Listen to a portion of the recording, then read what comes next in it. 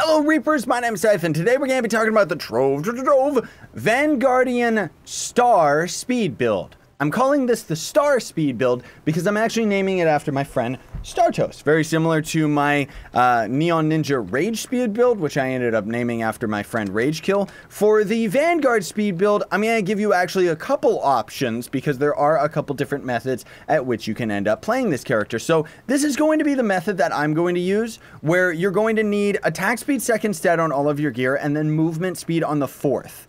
That's pretty much absolutely mandatory to this build, is to have either attack speed as your second stat or movement speed. I would actually recommend you get attack speed second stat on your gear, because then you can actually re-roll your movement speed off to crit damage when you're doing a Shadow Tower build, right? If you can't afford to just have an alternative set of gear altogether. And then for the rank, whoopsie daisy, that's physical and energy regen, but I mean, I guess we'll just swap to the Magic Fine one because hey, why not? And then for the flash, you're going to end up just going for Death Defying, Trailblazing, and Chronomatic, so long as you're actually doing enough damage that you can sacrifice the Martial Emblem, which I'm actually fortunate enough to do so.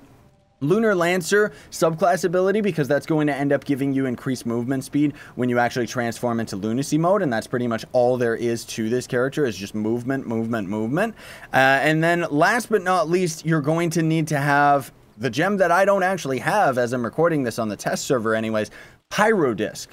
That's going to be a mandatory gem for this build. You're going to see today that we're going to actually be fine as far as just normal farming is concerned, but ultimately speaking, it would be much better if I ended up having a Pyro Disc, which thankfully I do on the live server when this character ends up coming out in March. So ideally, the best stats that you're going for is somewhere around 125,000 base physical damage, 100% crit hit if you can, but honestly speaking, this character attacks really, really fast. So he's kind of like the Shadow Hunter, where I would actually recommend you getting to 75% crit hit, and then you should actually be fine, because you're going to be attacking so often that even when you end up missing and not getting a crit, he should be okay.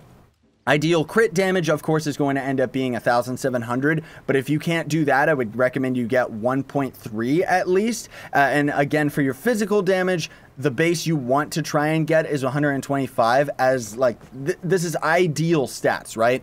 But if you can't get 125, then you could just go for, I don't know, 100,000 at least for your physical damage, right? So that is going to end up making it so that you can possibly handle U9. This character actually handles U9 extremely well. And again, there's going to be a couple different play styles that you can end up using to do this. But for the most part, we're going to be stuck in just melee mode, and I'm going to be using bombs.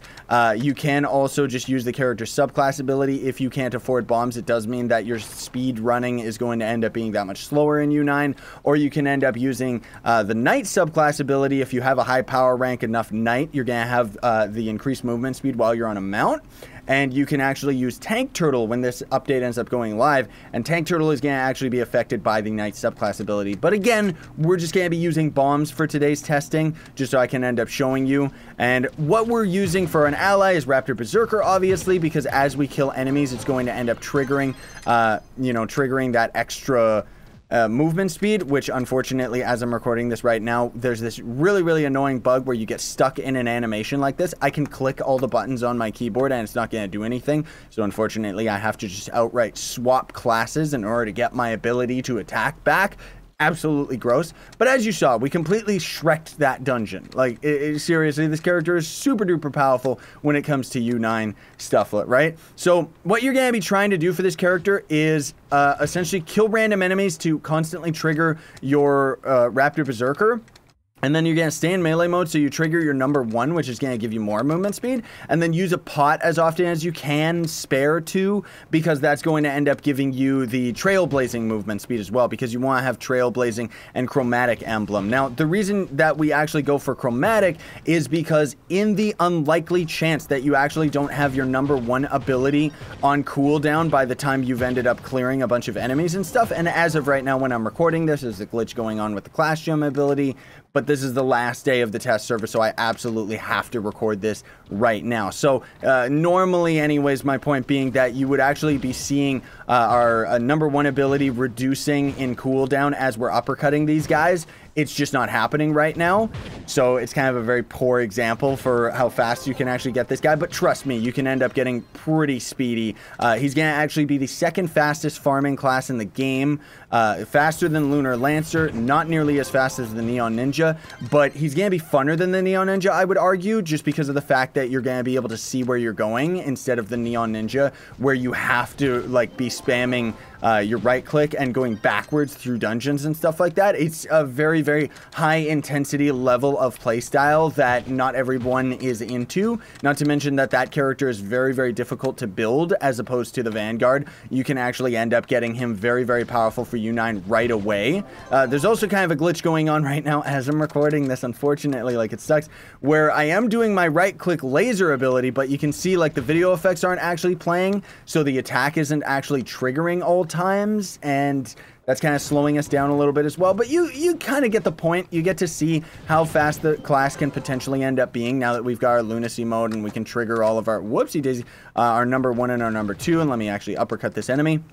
And then again, another thing that you're going to ideally want to do as this character, if you want to get to the hardcore meta of it, is you're going to be trying to get your uppercut off on normal enemies as you're going through the area. So you're going to be trying to do a 1-2-3 combo and hit them with the 3 so that you end up uppercutting, which is going to one-shot them, and then that's going to end up reducing the cooldown of your abilities and stuff so that you can end up continuing to farm, right? That especially is going to be apparent if you're using Martial Emblem instead of the Chromatic, because like I said, with the Chromatic swapped out, we can actually like guaranteed, let's just say that we just used our ability as we did right now, and now we're like, oh no, we need to be able to use our number 1 again, so we just use a pot for the Chromatic, and then there you go, now we can actually just use our number 1 in combination with a flask again, right? Now the thing about this build in particular, the way that I actually do this, is normally what I would actually do for the character is I'm going to swap my Lunar Lancer ability off, because being at 100% capacity for speed is not really ideal, or not ideal, but more, it's more important to me to have the extra flask capacity from the Knight subclass ability, because it means that I have more flasks for grinding with, and ultimately is going to end up meaning that I can end up playing more, right, and grinding more dungeons. However, this is where the star build ends up coming into play, because this is pretty much how I ended up building the character, and then my friend Stratos ended up telling me about a different flask and emblem combination, which I think ends up working very, very well so long as you have the magic find to compensate for it, where you actually are going to swap off your Death Defying for a Conjurer's Crucible Vial. Now, what this is going to do is it's going to have a chance to recover a charge when you trigger Magic Find, right? And then what you're going to end up wanting instead of the Chromatic Emblem, because you have to swap this out, otherwise you're going to die in U9, is swap it out for Unyielding, because then essentially you get to have Unyielding give you a barrier of defense, so you kind of have a little bit of a cushion of survivability. Now, this means that as far as playstyle is concerned, you're pretty much going to have to use a pot every time you end up going into a dungeon, which shouldn't be too much of an issue so long as you're triggering Magic Find often enough.